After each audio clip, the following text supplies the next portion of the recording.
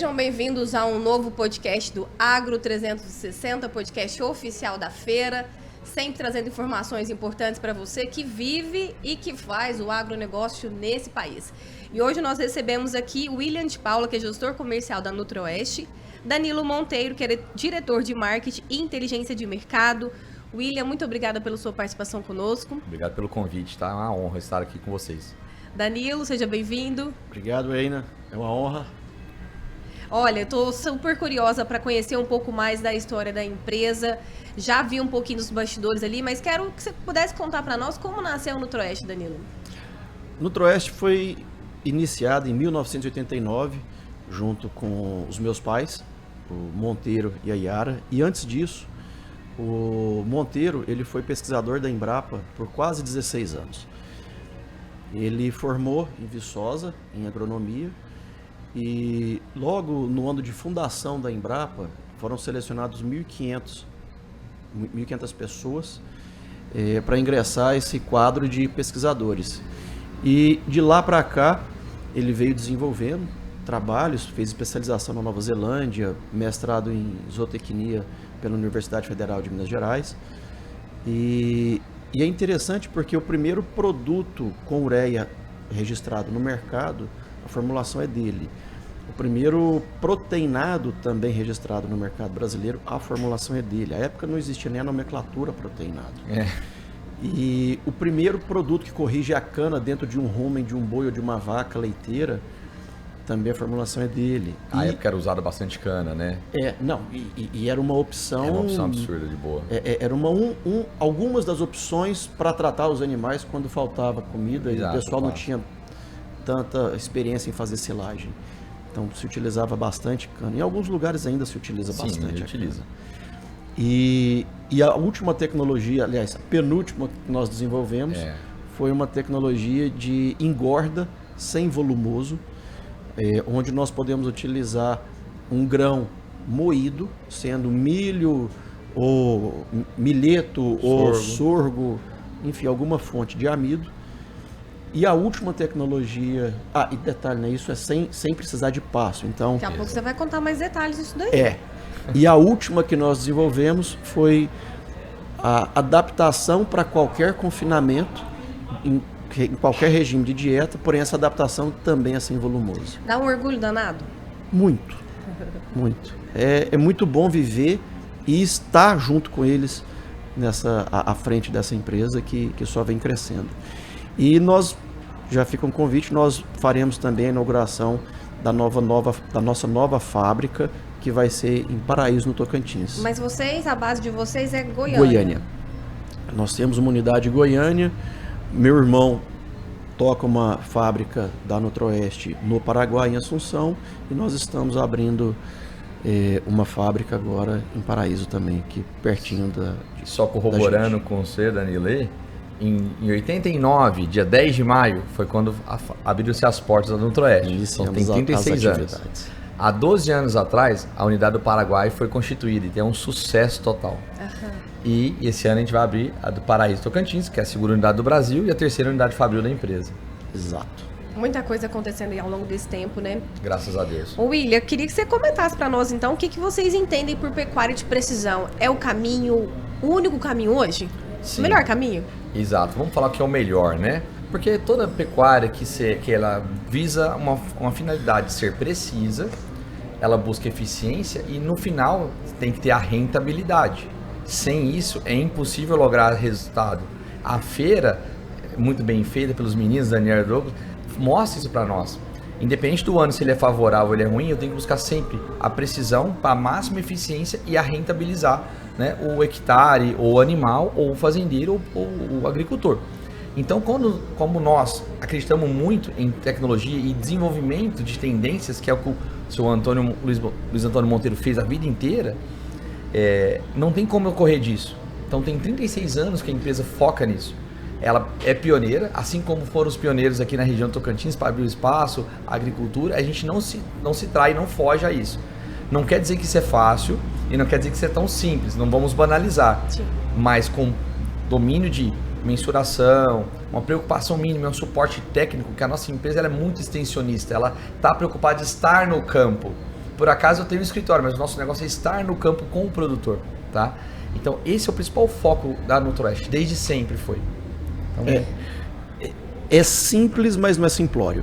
É isso aí. Isso é bem importante entender. É simples, mas não é simplório. O Danilo, aí entra nesse caso, por exemplo, que não é só uma venda de produto, é um acompanhamento.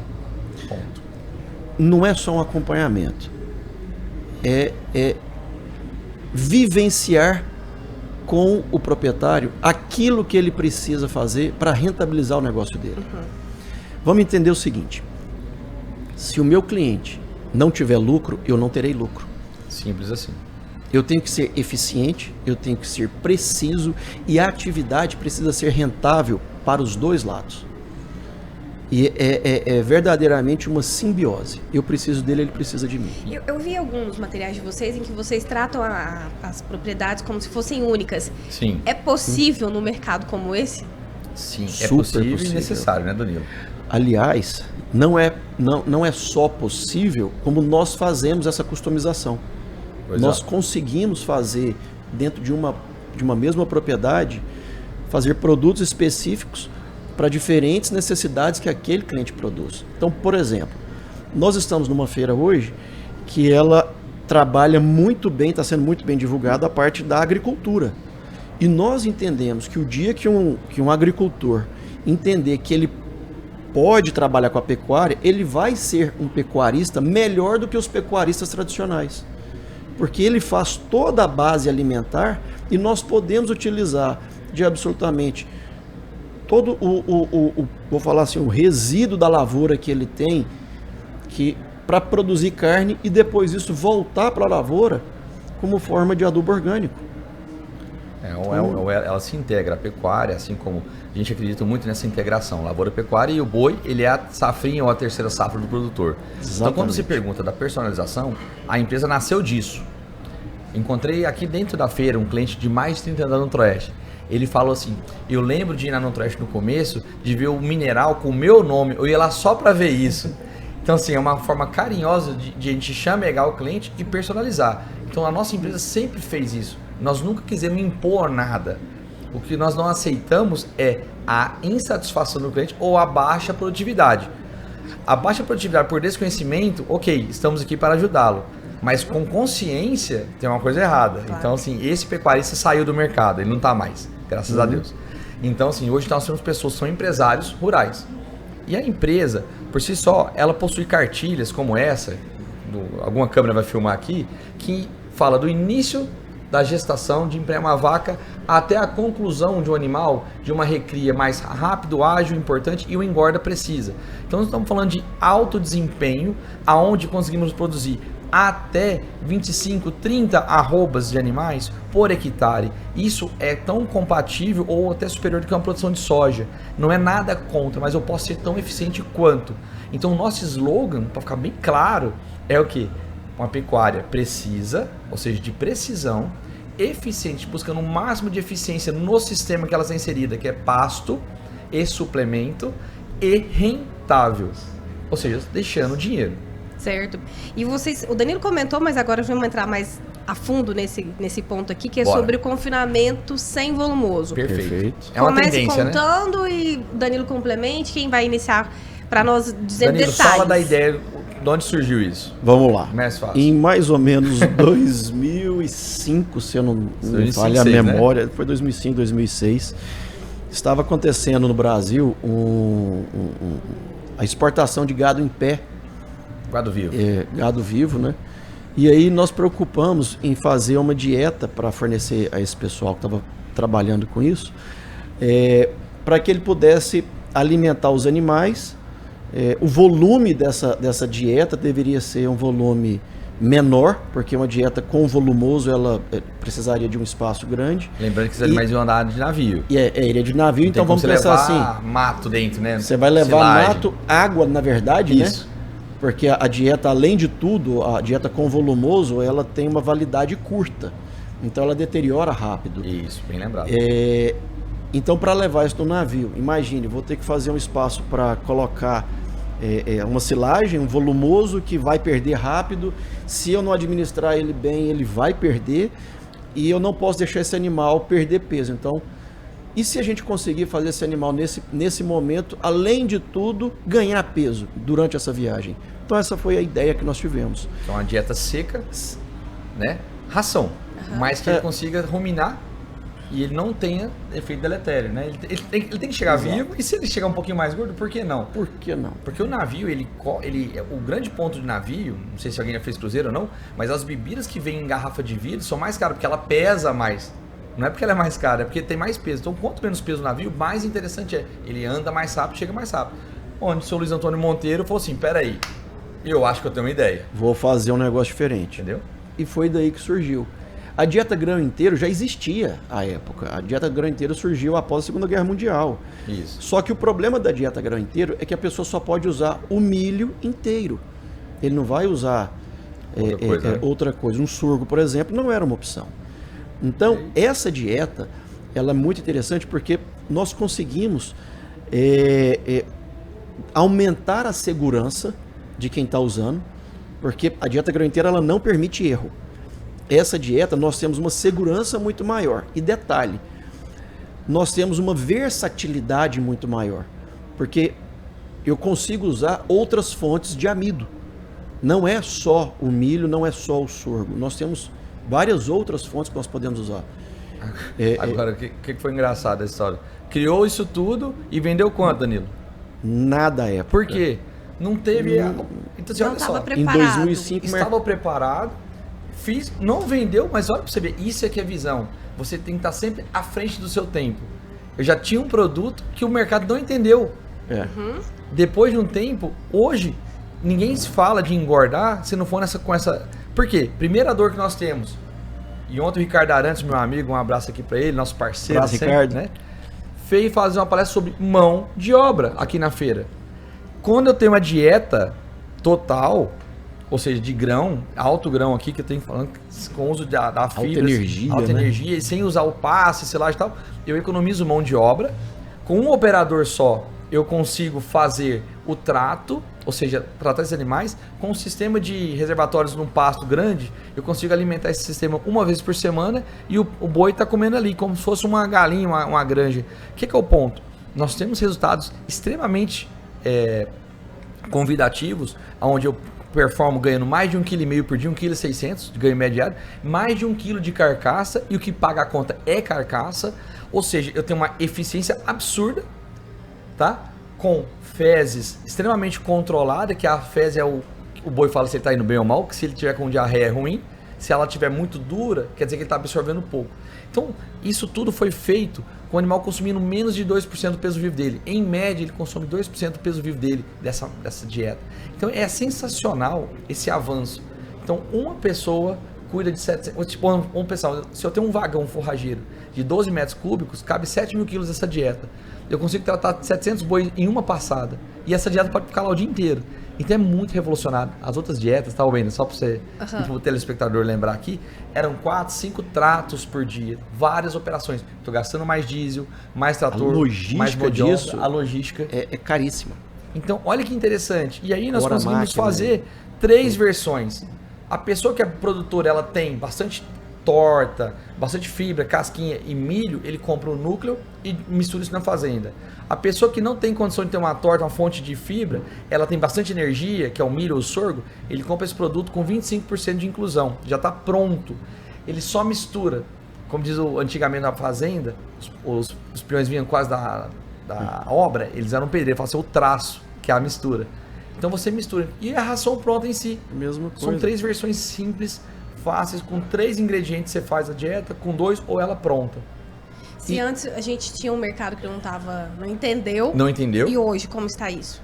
Em plena ascensão, é um carro-chefe, né? Eu vou dizer o seguinte, o mercado já começou a entender a relação de custo das coisas. Então, por exemplo, nós temos aqui um resultado de um cliente que aconteceu, e é justamente os animais que nós trouxemos aqui. Bem lembrado. Na feira. Esse cliente, ele é aqui do Peixe, aqui no Tocantins. Ele abateu 40 animais. Esse trato desses 40 animais foram durante 90 dias. E aqui nós trouxemos um resultado bem interessante. Esses animais entraram com 14 arrobas, morreram com 21 arrobas, teve um rendimento de carcaça de 56%, e a relação de custo dessa dieta ficou da seguinte proporção: 62% do custo da dieta veio do grão, do milho. Então, se a pessoa souber fazer a gestão de compra, ele vai entender isso. 21% do custo veio da compra da torta de algodão. 17% veio da compra do nosso produto. Então, quer dizer, como é que eu vou administrar a engorda desse animal? Eu tenho que saber fazer compras estratégicas. Isso. Eu tenho que saber o momento de comprar. E por que eu, empresa, iria vender um produto pronto se ao lado da fazenda da maioria do pessoal hoje no Brasil tem alguém que produz milho? Que foi as não versões, justifica, né? eu transportar um grão que ele vai para minha fábrica e vai voltar para a fazenda. Não faz sentido. Não faz sentido isso. Nós temos um custo altíssimo de impostos e tudo.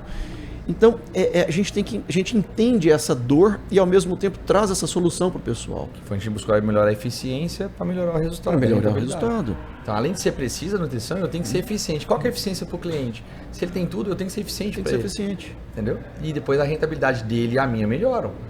Porque eu estou deixando de transportar grão, 2 fretes, mas o núcleo é um frete só. Então, ele não tem... E até para o meio ambiente, eu estou gastando menos petróleo, menos transporte. Olha para você ver que tudo é interligado, né? Olha só, um vagão... O boi fica mais verde. Um vagão de mistura total, aquele vagão, a gente está otimizando inclusive ele. Porque a quantidade de comida que ele vai fazer vai ser para talvez 4 vezes a quantidade de animais. Exatamente. É mais ou menos nessa ordem. Então, só para 3 você... vezes menos, 4 vezes menos, é mais ou menos isso. Não, porque a gente fala o seguinte: quem tem um vagão, não tem nenhum. Quem tem 2, tem um. Porque se quebrar, a gente tem que entregar a solução rápida, tem que arrumar ele rápido. Exato. E esse produto, a grande vantagem dele é que ele não vai perder. A validade dele dentro do coxo para o animal comer é muito maior. É mais seguro. É muito mais seguro. Não pode molhar, tá? Vamos deixar bem claro isso. Não pode molhar. Nenhuma comida molhada é boa, né? Não ser Molhou, sopa. deteriora. Não, isso é verdade, bem lembrado. Então... Eu vi vocês comentando também algumas vezes sobre promotores de eficiência alimentar. Perfeito. O que seriam esses promotores para melhorar esse desempenho, então, desse animal? Vamos lá. Excelente pergunta e muito feliz. Nós nutrimos o rumen, que é um dos 4 estômagos que o bovino tem. Então, se você não sabe, o bovino tem 4 estômagos, o rumen é o maior deles, é uma câmara fermentativa que tem protozoário e uma série de outros... Né? Vamos falar assim, seres vivos ali dentro, para degradar a fibra, a energia e a proteína. Os promotores, eles selecionam bactérias para melhorar a eficiência.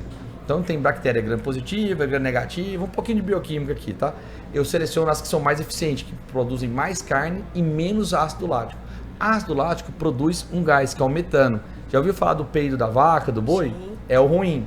Então a gente mitiga ele, ou seja, diminui, aumenta a eficiência e aumenta a segurança. Existem promotores que são específicos para não dar azia no animal, ou seja, melhorar o pH dele, do rumen. Então esse animal come mais, não passa mal, ou seja, o bem-estar animal está em dia. Eu seleciono bactéria, ele peida de forma ecológica ou emite menos metano e aumenta a eficiência. Menos gás de efeito estufa. Exato. Então, resumindo, esses promotores estão para auxiliar, assim como os pré-probióticos na nossa vida. O núcleo é rico em vitaminas, em aminoácidos. Então, a gente tem uma dieta total mesmo, atendendo todas as demandas dos animais para uma melhor engorda e ela ser extremamente Se você me permite, tá? Na verdade, a gente... trata de bactéria. Exato. A nossa função enquanto empresa de nutrição animal é entender como é que nós vamos lidar com a microbiota desse animal e, por um acaso, quem está conduzindo ela, quem está transportando isso aí é um boi. Em volta do rumen é um boi. E quando nós utilizamos esses produtos, o que nós estamos falando, em outras palavras, eu quero extrair o máximo de eficiência que um alimento pode para produzir carne ou leite. E dentro daquele ambiente a gente dá todas as condições para extrair. Exatamente. Então eu tenho que performar. Se fosse fazer uma analogia bem simples, eu tiro uma estrada de chão, ponho uma estrada de asfalto de 6 pistas sem nenhum buraco. uma autopista. E aí o boi não tem como não performar bem. Agora, se o carro é ruim... Também não vai funcionar. Ele Então, vai continuar sendo ruim. Isso. Então, um animal bom, bem tratado desde lá da cria, da recria, ele performa melhor. Um carro velho na estrada boa, ele anda até rápido, mas não corre. Mas não deixa de ser carro velho. Exato. Então, é isso. É um carro mal cuidado, tá, Wayne? Então, algumas analogias que são necessárias para o nosso público entender que nós não estamos inventando a roda. Nós só pegamos a roda e colocamos um pouquinho de azeite nela para ela rodar mais rápido. Opa. É E isso. mudamos a estrada que a gente vai colocar isso. Perfeito, dá uma condição perfeita. E é interessante só ressaltar que quando nós fazemos uma adaptação, essa adaptação ela é justamente para a gente aumentar a condição da microbiota para digerir Isso. o que nós estamos querendo que o animal consuma. Então não somos nós que vamos ditar se esse animal vai ser mais rápido ou mais lento, mas é a resposta que ele está nos mostrando. E lembrando, quando estamos na fase adaptativa de qualquer dieta, o animal não deixa de ganhar peso. Ele tem que continuar. Muitas pessoas pensam, não está ganhando o peso que eu gostaria, eu vou acelerar. Não faça isso. Nós temos que fazer uma base bem feita. O William trouxe um negócio que é fantástico. Velocidade, a gente começa devagar para depois não parar. Quando a gente acelerar, nós vamos acelerar até a linha de chegada. O devagar é mais rápido, quem larga melhor termina melhor. Se eu vou fazer uma corrida de 5 km ou de 10, se eu saio correndo igual um louco, com 2 km eu tô quebrado. Se eu vou caminhando nos primeiros 1 km, eu não pego mais a turma que foi correndo. Mas se eu consigo, né, dar um trotezinho, e depois de 500 metros eu dou uma corridinha, para daqui 1 km eu estar correndo pleno, eu tenho 4 km perfeito. E é isso, Perfeito. Constância. Esse é o ponto. Não se traia no começo, para lá no final você estar feliz. Então, assim, é isso. Devagar, mas é mais rápido, né, brincando, ou quem larga melhor sempre termina melhor. E só uma coisa que nós não falamos é sobre o consumo dessa dieta. Essa dieta, o animal vai consumir em média 2,1 chega até 2,5% do peso vivo dele. Exato. Por dia. Exato. Tá? A gente está quase caminhando aí pro fim do nosso Sim. podcast. Como você falou, né, William? A conversa é boa, daria para 2, 3 aí. Mas antes eu queria fazer 2 perguntas para vocês. O William, que você comentasse um pouquinho a respeito, falando em performance, a gente via antigamente nas propriedades uma água no coxo ali que dava vontade de correr. E hoje essa água ela tem surpreendido muitos, né? Boa, da forma que ela tá ali pergunta. na qualidade. Eu queria que você comentasse pra gente a respeito disso. Wayne, o ponto foi crucial. A água é vida, a água é a fonte de tudo. Tem água, antigamente, que nem sapo pulava nela, vamos falar assim, né? Era tão zoado que nem sapo pulava. A água, a gente tem trabalho, e aqui vai uma lembrança, uma menção ao nosso saudoso Renato Dib, professor, falecido há um tempo atrás, infelizmente, que fez um trabalho Muito maravilhoso querido, de difusão dessa tecnologia. Que é o seguinte, uma água limpa, cristalina e ou bebível, que eu passe e tenha vontade de lavar minha mão ou beber, lavar a cara. ela pode aumentar na ordem de até 150 gramas por dia de ganho. Quando eu multiplico isso num ano inteiro, eu estou falando de uma arroba durante um ano inteiro. É absurdo. Sim. É absurdo. Então, assim, mais uma vez quando eu olho a água e eu tenho vontade de bebê-la, ou falo que orgulho daquilo, uma água de piscina limpa, tá? Então, assim, o animal ele agradece. Água suja, barrenta, não adianta. E outra, que é um problema. Quando o pessoal vai lá e coloca, eu vou colocar flúor para limpar a água. Cara, você está acabando com a flora do boi, porque esse flúor, ele começa a diminuir as bactérias. Então tem que tomar cuidado. Para limpar não é limpeza a qualquer custo, por favor. Tenho dúvida? Procura um especialista. Vai lá, Instagram, nutroeste.com.br, procura a gente, liga, né? Cara, tô com dúvida. A maior certeza é quando você não sabe, pergunta. Isso não é bobeira. Então, assim, a água ela é vital. Não existe pergunta idiota, Exato. viu, gente? Existe você ficar com dúvida. Isso sim é ruim. Isso Então, é ruim. Eu acho que eu expliquei um pouquinho, Sim. né, da qualidade. Sim. E o mais importante da água, outra coisa que o pessoal esquece, não é quantidade, é vazão. Porque o animal tá bebendo sempre.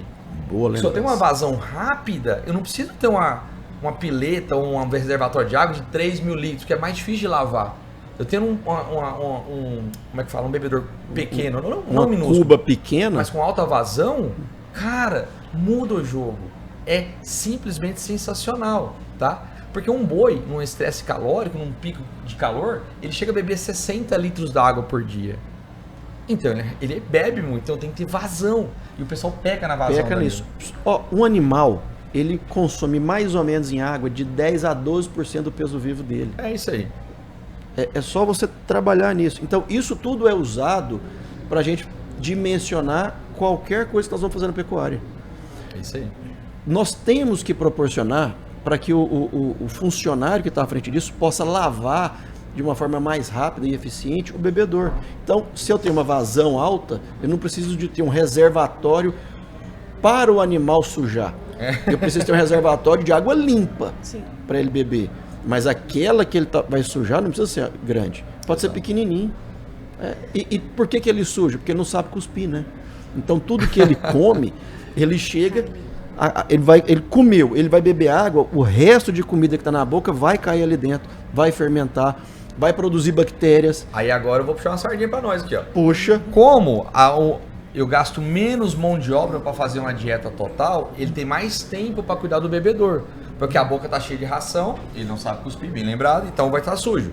Se esse cara tem mais tempo para cuidar da água, o consumo está garantido. Quando a água é ruim, não tem consumo. Isso. Se ele tem mais tempo para olhar, ele tem mais tempo de olhar o boi, ele tem mais tempo de ver as coisas que ele não tinha, porque ele estava sempre na operação. Então o profissional ele é mais feliz, trabalha de uma forma mais inteligente, com maior eficiência. Maravilha. Tá bom? Pra gente finalizar, então, eu gostaria que vocês deixassem suas considerações finais, mas também comentassem uma frase que eu ouvi bastante por aí, que pecuária não é para quem quer, é para quem gosta e sabe trabalhar. Deixe suas considerações, Danilo, e o William também encerra aí. Olha, eu gosto muito dessa frase e eu digo o seguinte: quem gosta do que faz e faz o que gosta, faz melhor. Então não tem como dar errado aquilo que você faz com muito amor, porque não é trabalho, é lazer. E a gente tá divertindo todos os dias nesse meio, é muito prazeroso. E a pecuária de antigamente, ela nos ensinou muito, mas ela não garante o futuro.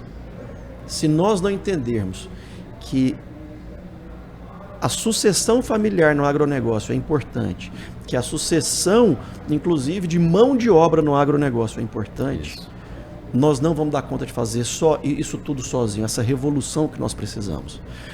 O Brasil é responsável por alimentar no mínimo 2 pratos de comida no dia no mundo. É o supermercado do mundo. É o supermercado do mundo. E nós temos espaço para crescer. E nós precisamos mostrar isso. Então nós temos que bater no peito com muito orgulho e falar: eu faço parte disso.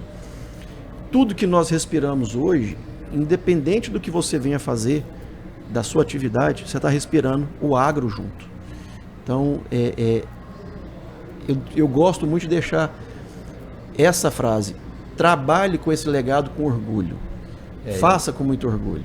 E corroborando o que você falou, Danilo, o agro, ele é eu emociono. É a coisa mais conectada com Deus que existe. Uhum. Não tem como você trabalhar no agro se não tiver fé. A gente arrepia, então, né? É mágico. Porque a gente enterra alguns bilhões para nascer soja, milho. A gente fica alguns finais de semana longe de casa, inseminando vaca, para fazer uma picanha bem feita para o mundo inteiro. E aí o que eu fico vendo? Deus nos abençoou. E é incrível porque não é para quem quer, é para quem gosta, para quem ama. Então fica aqui para você, cuide das coisas que você ama, principalmente da família. Deus e o agronegócio é o Deus encarnado na terra, é alimento, tá? Então eu fico muito orgulhoso disso. Desculpa aí, mas é porque... Eu tô orgulhosa de ter conversado com vocês.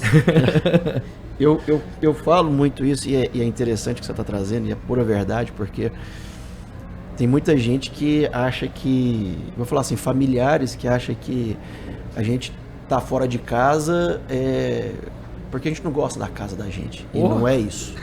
O campo é fora da cidade. O campo é fora. Então, a vida no trecho, ela faz parte do nosso negócio. E não tem como fazer tudo atrás de uma mesa. Eu não consigo falar para uma pessoa numa fazenda o que ela precisa corrigir sem ver. Porque infelizmente, eu não posso contar com a voz do outro. Eu tenho que olhar com os meus olhos e trazer as minhas percepções de melhoria. Esse é o grande ponto. E é isso, né? Não é uma vida solitária, é uma vida com Deus, é uma vida abençoada. Então nós temos oportunidade, assim como vocês nos deram, uma feira começa revolucionária, uma feira realizada no meio da fazenda, entre o peixe e o gurupi. Isso é pioneirismo, isso é protagonismo, isso é o agro. A Nutroeste, ela faz parte do agro. Eu faço parte do agro, Danilo faz parte do agro, o Brasil é o agro, o mundo precisa do agro. Então, que Deus continue nos abençoando. Obrigado, Wena, pela oportunidade. Obrigado, Agro 360, os meninos.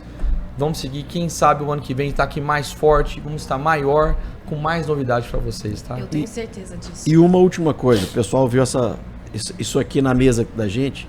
Quem quiser, nos procure. A gente manda isso aqui para vocês. A gente Coisa organiza. demais para falar, né, Danilo? Mas isso aqui é uma tabela de gestação. Então é interessante porque aqui a gente marca o dia, principalmente quem trabalha com inseminação artificial, com estação de monta, mostra aqui o dia que você inseminou, que o animal cruzou, e aí vai mostrar alguns animais aqui que a gente tem na fazenda no dia da provável aparição. Perfeito. Então, ferramenta, né? Fica à vontade. Olha, muito obrigada mesmo pela participação de vocês aqui. Eu conversei aqui com Danilo Monteiro e William de Paula, da Nutroeste. Foi um prazer mesmo dividir essa bancada com vocês. Obrigado. E vocês que estão nos acompanhando aí, continuem conosco, sempre de olho no podcast Agro 360, Terra de Gigantes.